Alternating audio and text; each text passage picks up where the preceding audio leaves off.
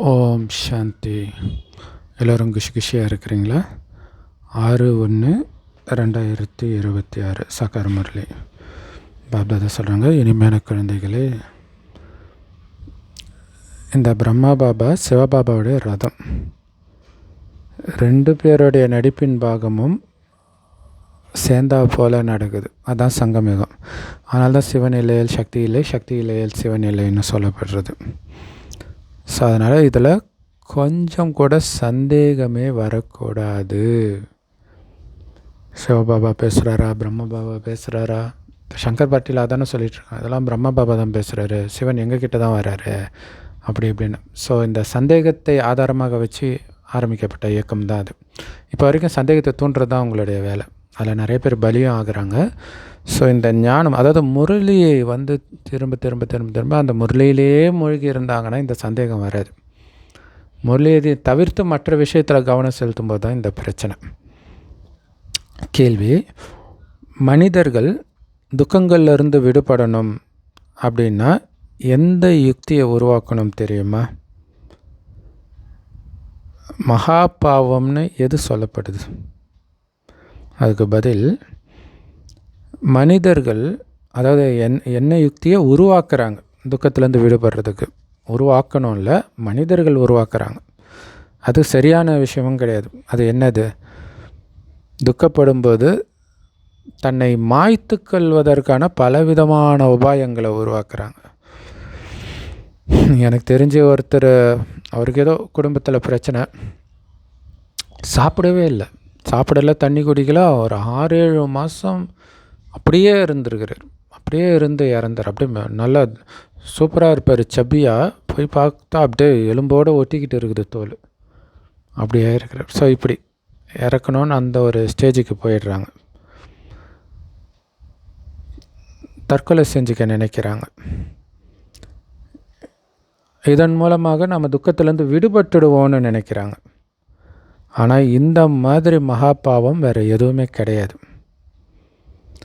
அவங்க மேலும் துக்கத்தில் சிக்கிக்கிறாங்க.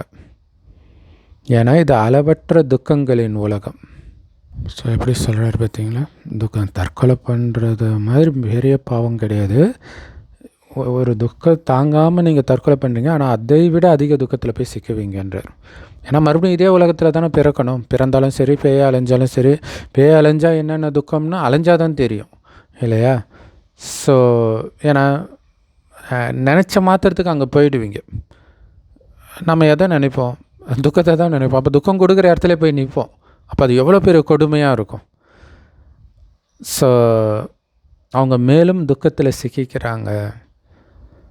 ஸோ ஏன்னா இது அளவற்ற துக்கங்களின் உலகம். அதனால் பாபா நினைவில் இருந்து துக்கத்தை எடுக்காமல் இருக்கிறது தான் புத்திசாலித்தனம். அதனால் தற்கொலை பண்ணுறது மிகப்பெரிய பாவம்ன்ட்டு அஞ்ஞானிகள் சொல்லுவாங்க, ஆனால் எப்படின்னு தெரியாது. ஸோ இங்கே பாபா அதுக்கு ஸ்லைட்டாக சிக்னல் கொடுக்குறார், இன்னும் பெரிய துக்கமாயிடும் அப்படின்ட்டு. ஓம் சாந்தி.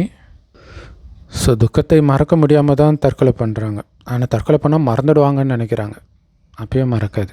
அதுதான் பெரிய தண்டனையாக இருக்கும். ஆனால் மறக்கிற கலையை கற்றுக்கணும். அதை தான் பாபா கற்றுக் கொடுக்குறார்.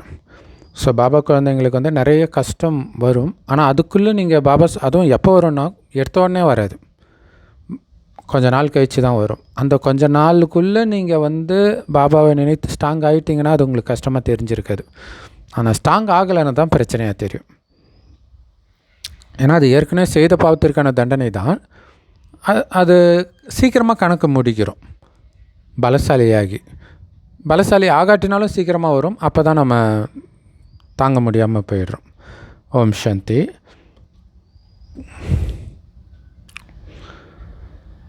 நாம் பரமபிதா பரமாத்மா முன்னாடி உட்காந்துட்டு இருக்கிறோன்னு உங்களுக்கு தெரியும் தானே அப்படின்னு பாபா கேட்குறார். அவருக்கு ரதம் கிடையாது,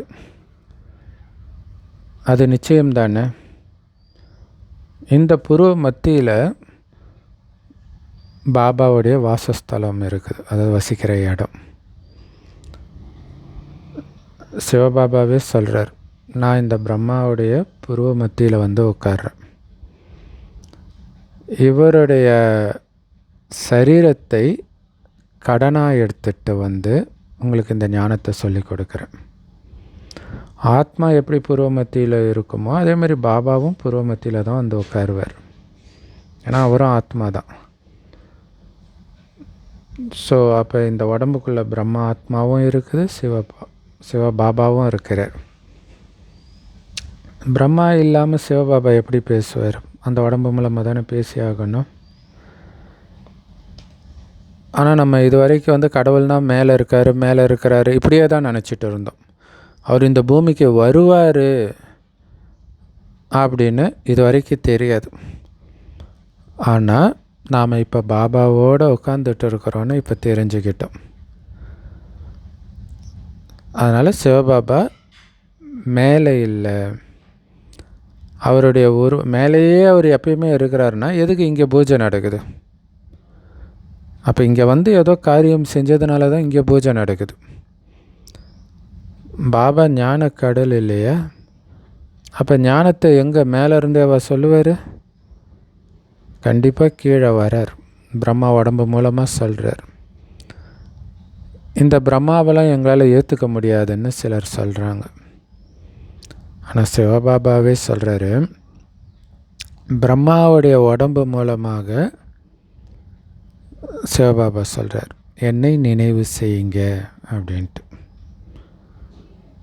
ஸோ இதை புரிஞ்சிக்க வேண்டிய விஷயம் இல்லையா? பிரம்மா உடல் மூலமாக வந்து தான் இதை சொல்கிறார், என்னை நினைவு செய்யுங்க, ஆத்மானு உணர்ந்து நினைவு செய்யுங்க.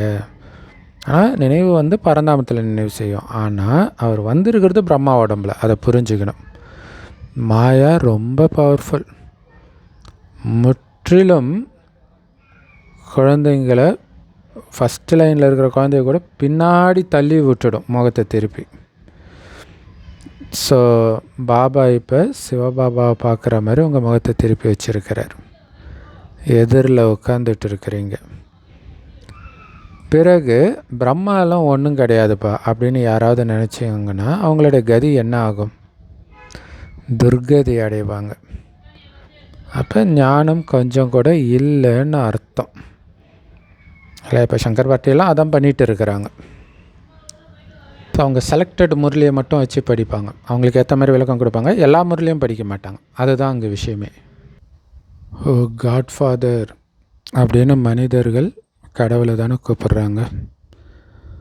அவங்க கூப்பிட்றதுனால கடவுள் காதில் விழுதா என்ன? கேட்குறாரா என்ன? லிபரேட்டர் வாங்க, அதாவது துக்கத்துலேருந்து விடுவிப்பார் வாங்க அப்படின்னு அவரை கூப்பிடுறாங்க. எப்படி அங்கே உட்காந்துக்கிட்டு அவர் விடுவிப்பார் எல்லாரையும்? சூப்பராக கேட்குறாரு இல்லையா? கல்பமாக இந்த புருஷோத்தம சங்கமேகத்தில் தான் பாபா வரார். யாருக்குள்ளே வராரோ அவரையே நீங்கள் விட்டுட்டீங்கன்னா அப்புறம் என்ன சொல்கிறது? மற்றவங்களெல்லாம் பிடிக்கிறது இல்லையா? பாபா வர்றதுக்கு முன்னாடி சாமியார், இந்த சாமியார், அந்த சாமியார் பிடிக்கிறது. பாபா வந்த பிறகும் சங்கர் பார்ட்டி, விஷ்ணு பார்ட்டி அப்படி இப்படின்னு போயிட்டு இருக்கிறது. இப்போ அவங்கள என்னன்னு சொல்கிறது? இருக்கிற இடத்த விட்டு இல்லாத இடம் தேடி அலையிறது. மற்றவங்களுக்காவது கிடைச்சும் விட்டுட்டு போகிறவங்கள என்ன சொல்கிறது? ஸோ நம்பர் 1 தமோ பிரதானமாக இருக்கிறாங்க.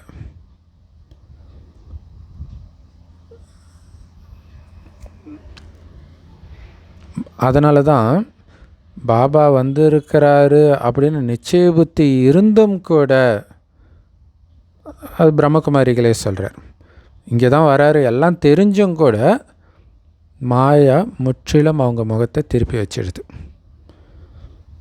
ஸோ ஏன்னா மாயாவும் பயங்கர தமோ பிரதானம், ரொம்ப வீரியத்தோடு இருக்குது இல்லையா? ரொம்ப எச்சரிக்கையாக இருக்கணும் மாயா கிட்ட. அதுக்கு அவ்வளோ பலம் இருக்குது. நம்ம பலகீனமெல்லாம் அதோடைய பலம், வேறு ஒன்றும் கிடையாது. முற்றிலும் ஒரு பைசாவுக்கு பிரயோஜனம் இல்லாதவர்களாக ஆக்கிடுது. ஸோ சில சென்டரில் இந்த மாதிரியும் இருக்கிறாங்க. அதனால தான் பாபா சொல்கிறார், எச்சரிக்கையாக இருக்கணும். பாபா சொல்கிற விஷயத்தை கேட்டுட்டு நீங்கள் மற்றவங்களுக்கு கூட சொல்லலாம். அதுக்காக அதை நீங்கள் ஃபாலோ பண்ணுறீங்கன்னு அர்த்தம் கிடையாது. ஏன்னா பண்டிதர் மாதிரி ஆகிடுறாங்க. மாயாவை வெல்லாமல் மாயா கிட்ட விழுந்துக்கிட்டு சேவை மட்டும் பண்ணுறாங்கன்னா பண்டிதர் அவங்க.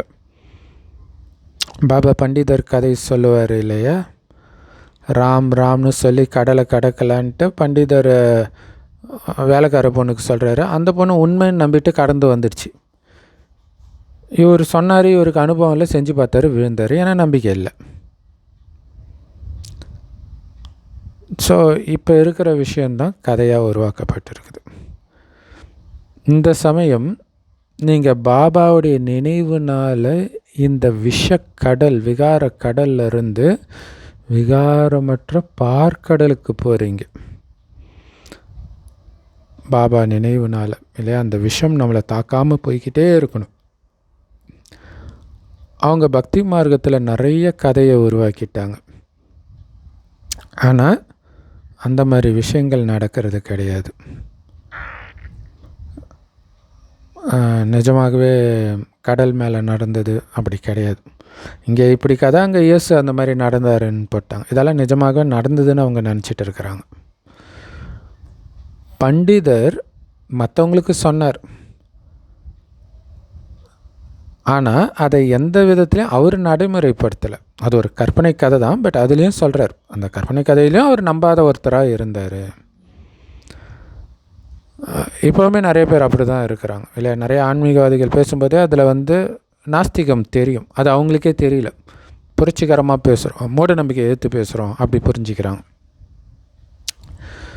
அவங்க விகாரத்தில் இருந்துக்கிட்டு மற்றவர்களை நிர்விகாரி ஆகுங்கன்னு சொன்னீங்கன்னா அதில் என்ன தாக்கம் ஏற்படும், எப்படி அவங்க மாறுவாங்க இல்லை? பாபா சொல்கிறாரு 1970 அவ்யக்த முரளியில், கடைசியில் நீங்கள் பக்கா ப்ராக்டிஸ் பண்ணி ஒலியாகவே உங்களை உணர உங்களை பார்க்குறவங்களுக்கு வெறும் ஒலி தான் தெரியுன்றார்.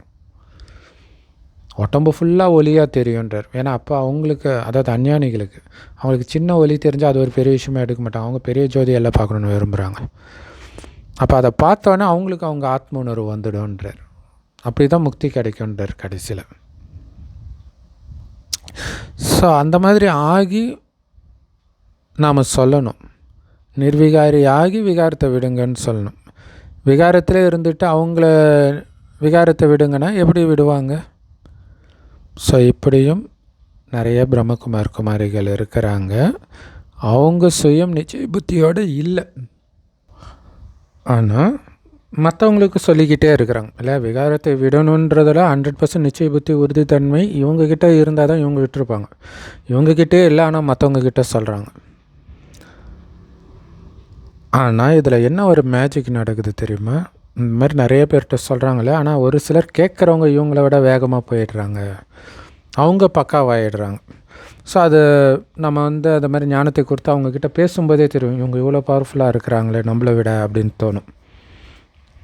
யார் நிறைய பேருக்கு சேவை செய்கிறாங்களோ அவங்க பிரியமானவர்களாக இருப்பாங்க இல்லையா? பண்டிதர்கள் பொய்யானவர்கள் அப்படின்னு தெரிஞ்சிட்டா அவங்க மேலே எப்படி பிரியம் வைப்பாங்க? ஸோ அதே மாதிரி தான் இங்கேயும் பாபா அங்கே சொல்கிறார், நம்மளே புரிஞ்சிக்க வேண்டியதுதான். இங்கேயும் நீங்கள் பக்காவாக இருந்தீங்கன்னா தான் பிரியம் வைப்பாங்க. யார் நடைமுறையில் நினைவு செய்கிறாங்களோ அவங்க மேலே அன்பு போயிடும். நல்ல நல்ல மகாரதிகளையும் கூட மாயா விழுங்கிடுது. நிறைய பேர் அப்படி விழுங்கி இருக்குது, நிறைய மகாரதிகளை மாயா விழுங்கி இருக்குது. ஸோ அதோடைய கதை பக்தி மார்க்கத்தில் யானையை முதலை விழுங்கிடுச்சு குளத்தில் தண்ணி குடிக்க வரும்போது. அது என்ன குளம்? அது முதல்ல இருக்கிற குளம் இல்லையா? அப்படின்னு அர்த்தம். மாயா கிட்ட போகிறாங்க, விழுங்கிடுது, முடிஞ்சு போச்சு. மாயா இருக்கிறதுனால அந்த பக்கம் துரத்திடணும் அதை, இல்லை நீங்களாவது அங்கேருந்து போயிடணும், இல்லைன்னா மாட்டிக்குவீங்க. ஸோ அந்த மாதிரி நிறைய பேர் விழுங்கப்படுறாங்க. பாபாவும் புரிய வைக்கிறார், இன்னும் கர்மாத்தீத்த அவஸ்தா ஏற்படலை இல்லையா? ஒரு பக்கம் யுத்தம் நடக்கும், இன்னொரு பக்கம் கர்மாத்தீத் அவஸ்தா ஏற்படும், ஒரே நேரத்தில் நடக்கும். ஸோ இன்றைக்கி வல்லரசு நாடுகள்லாம் ரொம்ப தவறான காரியங்களை பண்ணுறதை பார்க்குறோம். உலக நாடுகள்லாம் எதிர்க்குது. பட் இன்னும் யுத்தம் ஸ்டார்ட் ஆகலை. ஸ்டார்ட் ஆகிடுச்சுன்னா நிற்காது. அதனால தான் வெயிட் பண்ணுறாங்க. அப்போ அது எப்போ ஆகும்னா, நீங்கள் பக்காவாயிட்டீங்கன்னா சொர்க்கம் வரணும். இப்போ சொர்க்கம் வரணும், இது உலகம் அழியணும். அந்த நேரம் அவங்க வந்து ஸ்டார்ட் பண்ண ஆரம்பிச்சிடுவாங்க.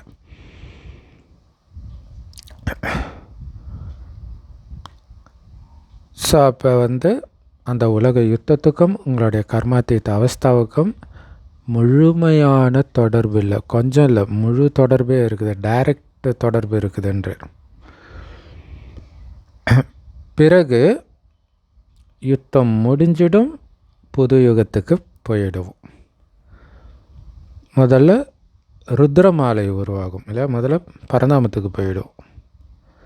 அங்கேருந்து விஷ்ணு மாலை விஷ்ணுபுரிக்கு வரும், அதாவது சொர்க்கத்துக்கு வரும், சத்தியுகத்துக்கு.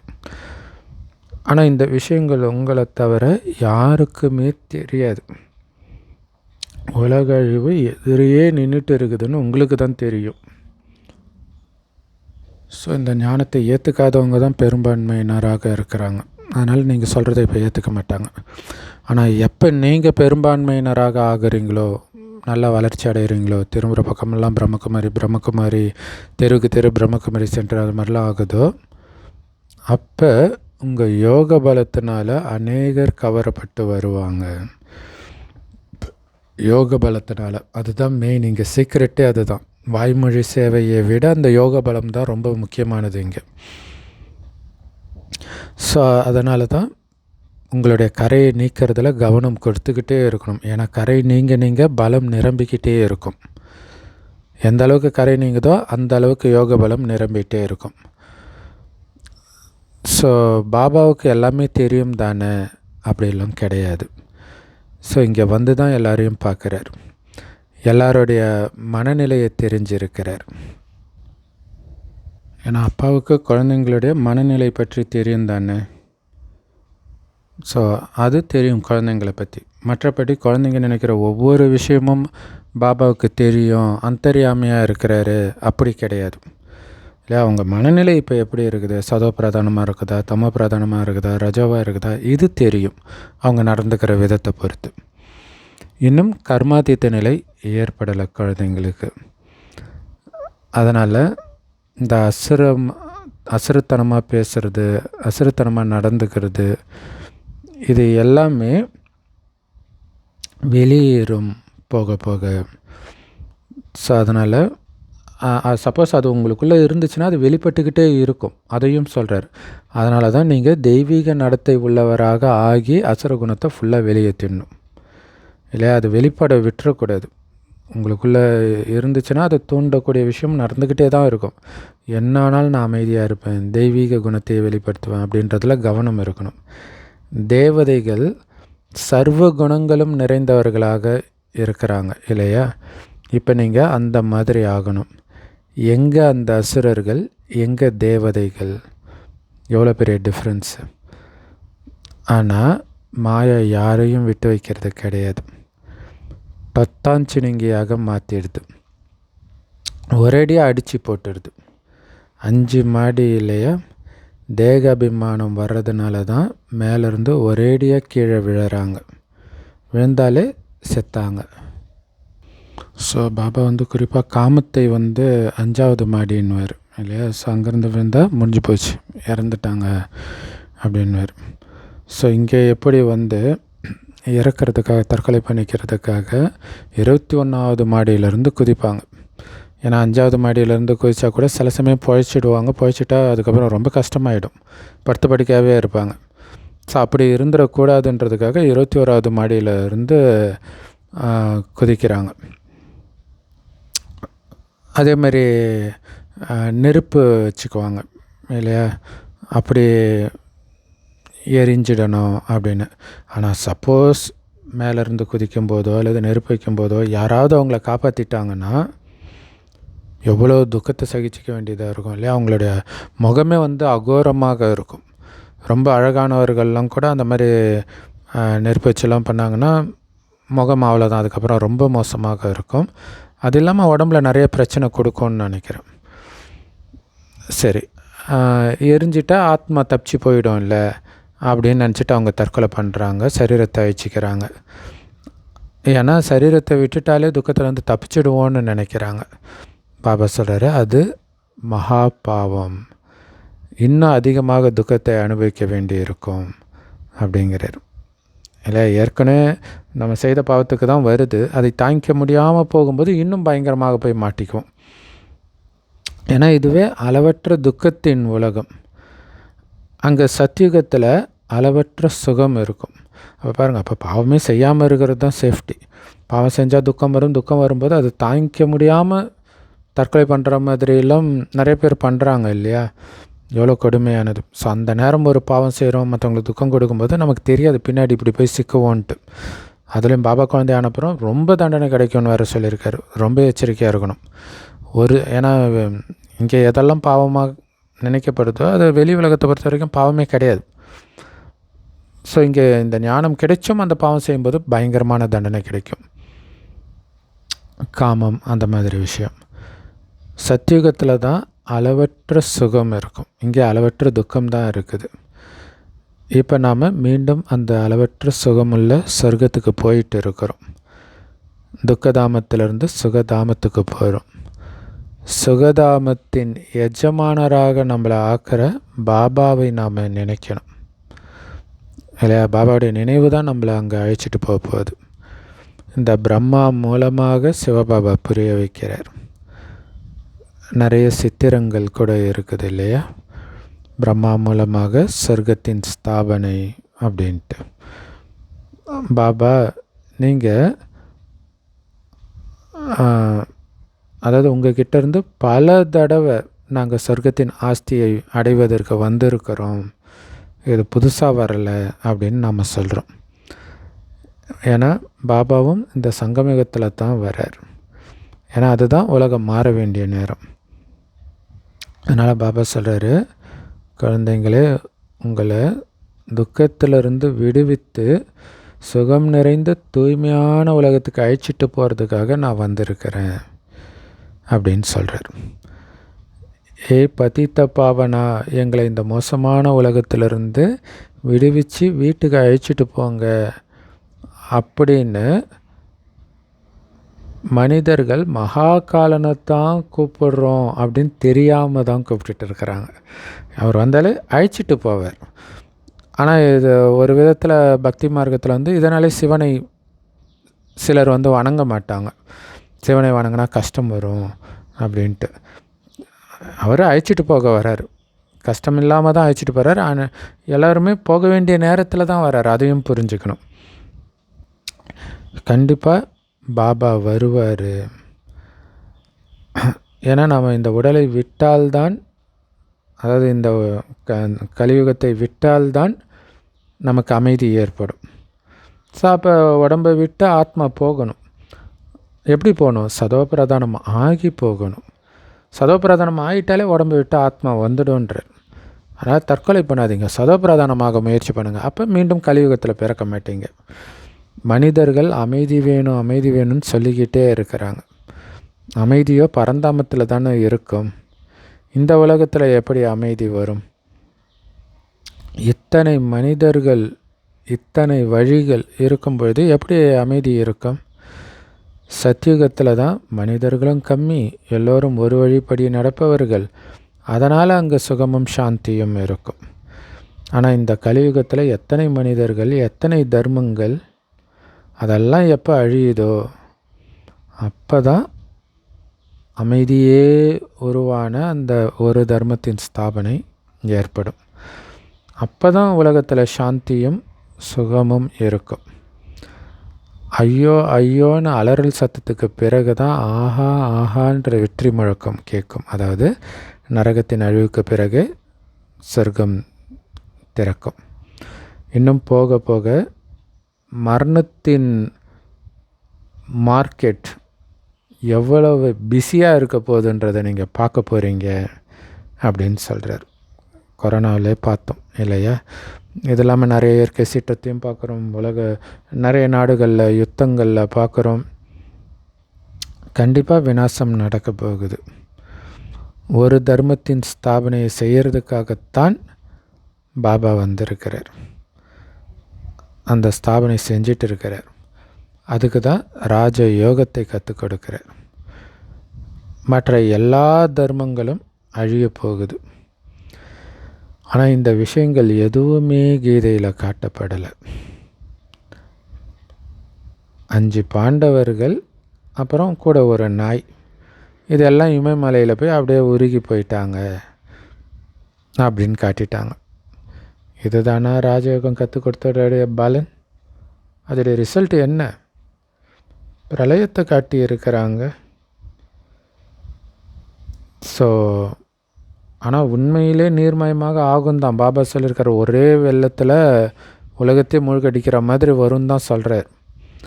ஆனாலும் முழு உலகமும் நீர்மயமாக ஆகாது. அப்படி ஆயிடுச்சுன்னா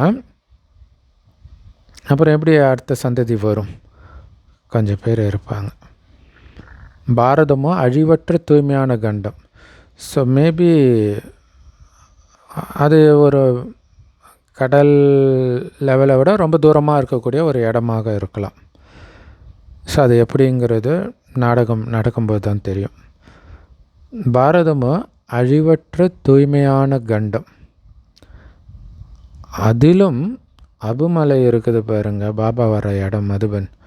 அது அனைத்திலும் தூய்மையான தீர்த்த ஸ்தலம், புனித ஸ்தலம். ஏன்னா அங்கே தான் பாபா வந்து குழந்தைங்க மூலமாக எல்லோருக்கும் சத்கதி கொடுக்கிறார். தில்வாலா கோயிலில் எவ்வளவு நல்ல நல்ல நினைவு சின்னம் இருக்குது, எவ்வளோ அர்த்தத்தோடு இருக்குது. ஆனால் அதை உருவாக்குனவங்களுக்கே அதோடைய அர்த்தம் தெரியாது. இருந்தாலும் இதை அழகாக உருவாக்கி இருக்கிறாங்கனால அது நல்ல புத்திசாலியாக இருந்திருக்கிறாங்க தானே. துவாபர யுகத்தில் கண்டிப்பாக நல்ல புத்திசாலிகள் தான் இருப்பாங்க. இல்லை அது நரகம்தான், பாவம் செய்ய ஆரம்பிக்கிறாங்க. பட் இருந்தாலும் இப்போ கம்பேர் பண்ணும்போது அவங்களும் ரொம்ப புத்திசாலியாக இருப்பாங்க. கலியுகத்தில் இருக்கிறவங்க தமோ பிரதானமானவர்கள். துவாபர யுகத்தில் தமோ பிரதானம் இல்லை, தமோ புத்தி உள்ளவர்கள் இருப்பாங்க. ஸோ உலகத்தில் உள்ள எல்லா கோயிலும் மிக உயர்ந்த கோயில் இந்த தில்வாலா கோயில். ஸோ அது வந்து ஜட தில்வாலா கோயில். உயிரோட்டமான தில்வாலா கோயில் மதுபன் பாபா சென்டர். அங்கே தான் நீங்கள் இப்போ உட்காந்துட்ருக்குறீங்க இல்லையா. அனைத்து கோயிலும் மிக உயர்ந்த கோயில், உயிரோட்டமான கோயில். உயிரோட்டமாக தேவி தேவதைகளை ஆக போகிறவங்க இருக்கிறோம், ஆகிட்டு இருக்கிறோம்.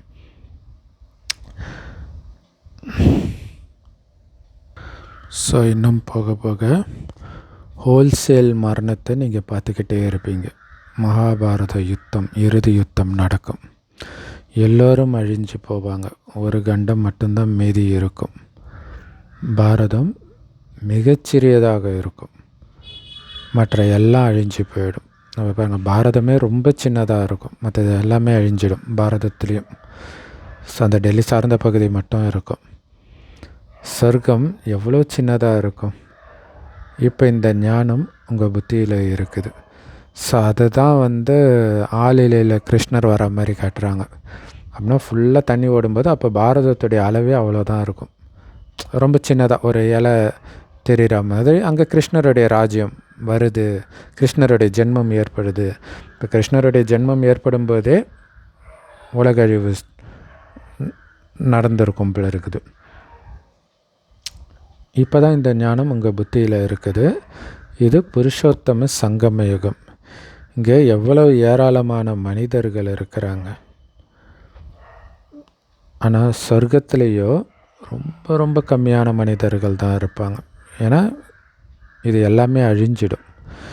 உலகத்துடைய சரித்திர பூகோளம் திரும்ப ஆரம்பத்திலேருந்து ஃப்ரெஷ்ஷாக ஸ்டார்ட் ஆகும்.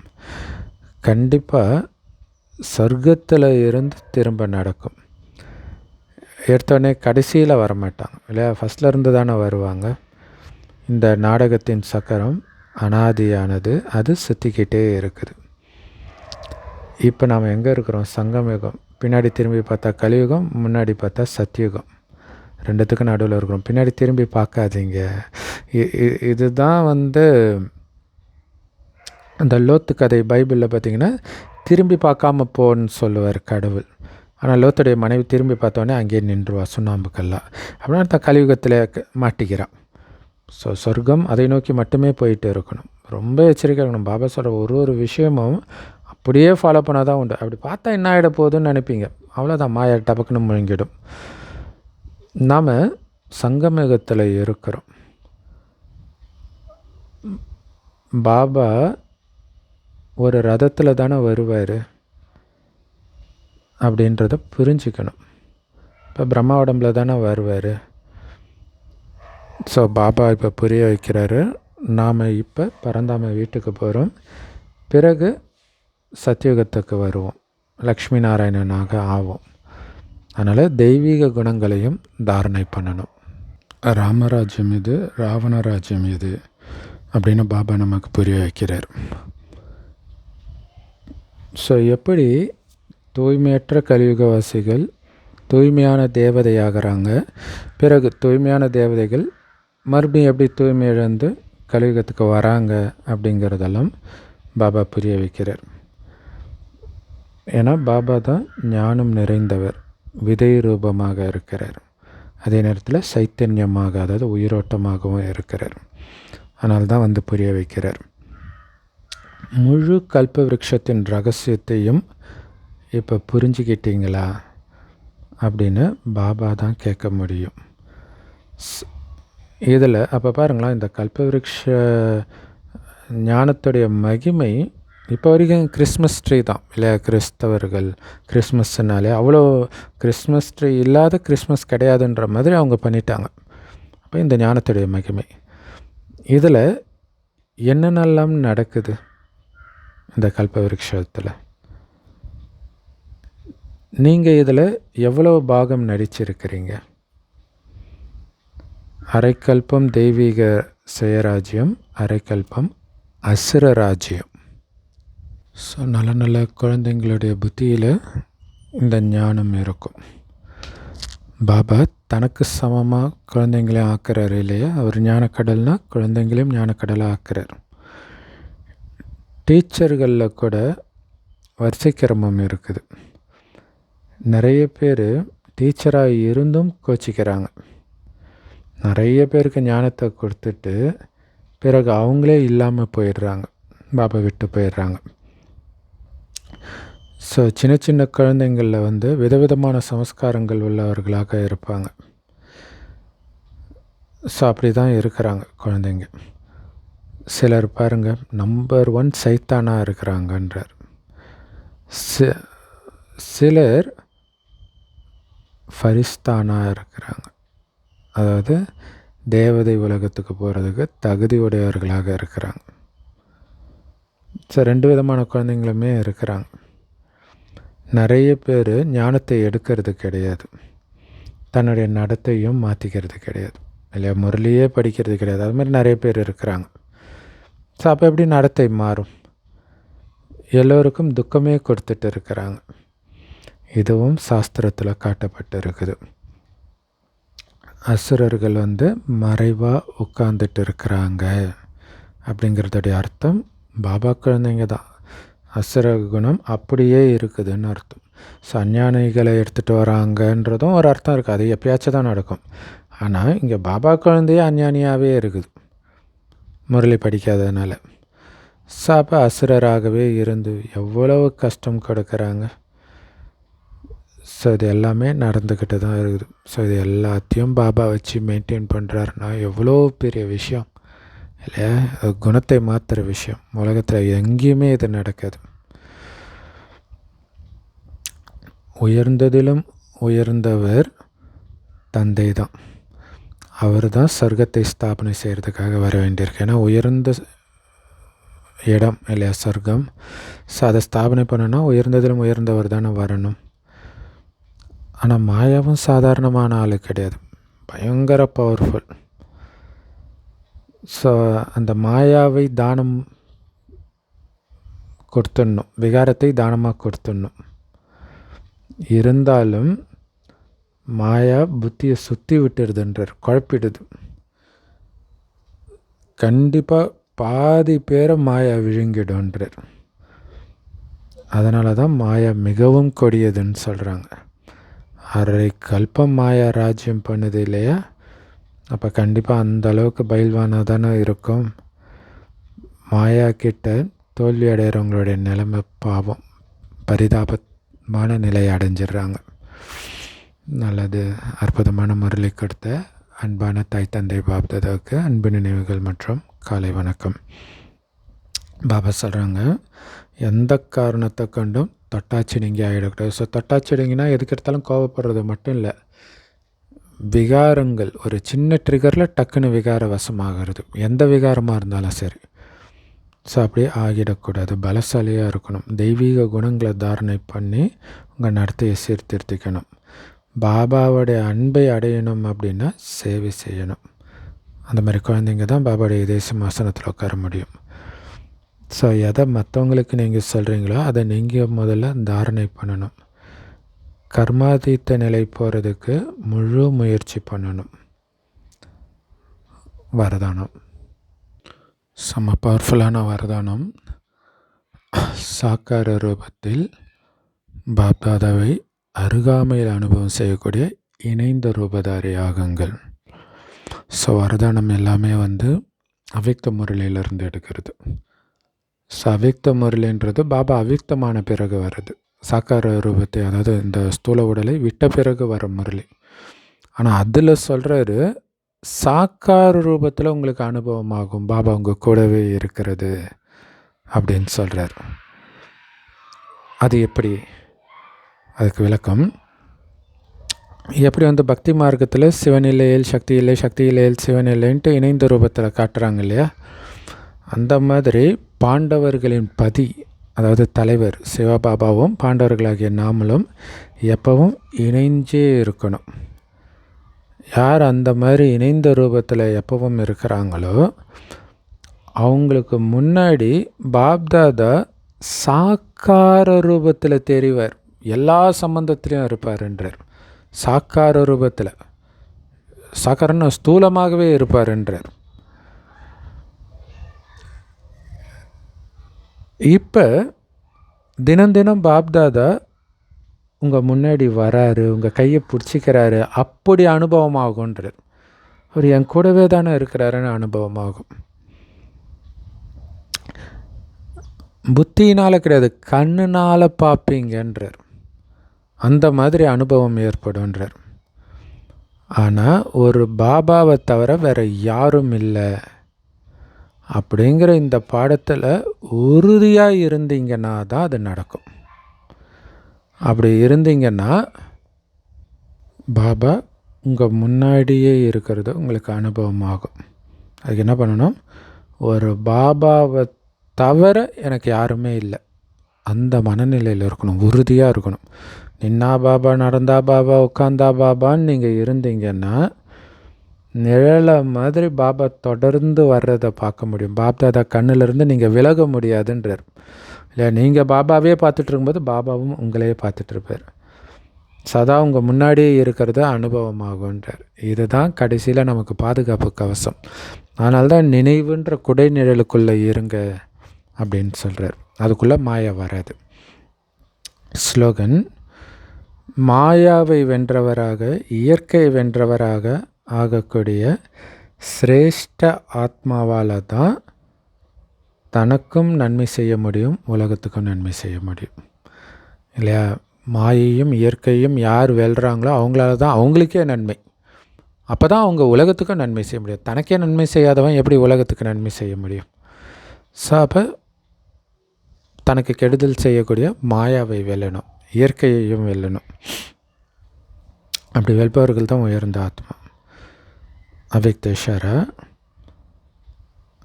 இதுவும் பவர்ஃபுல்லாக இருக்கும். இந்த அவ்யக்த மாதத்தில் பட்டிலேருந்து விடுபட்டவராக இருந்து ஜீவன் முக்தி ஸ்திதியை அனுபவம் செய்யுங்க. நீங்கள் இப்போ ஜீவன் முக்தி நிலையில் இருக்கும்போது, அதாவது உடம்புல இருந்துக்கிட்டே புத்தியினால் உடல்லிருந்து விடுபட்ட உணர்வுலே இருக்கிறது.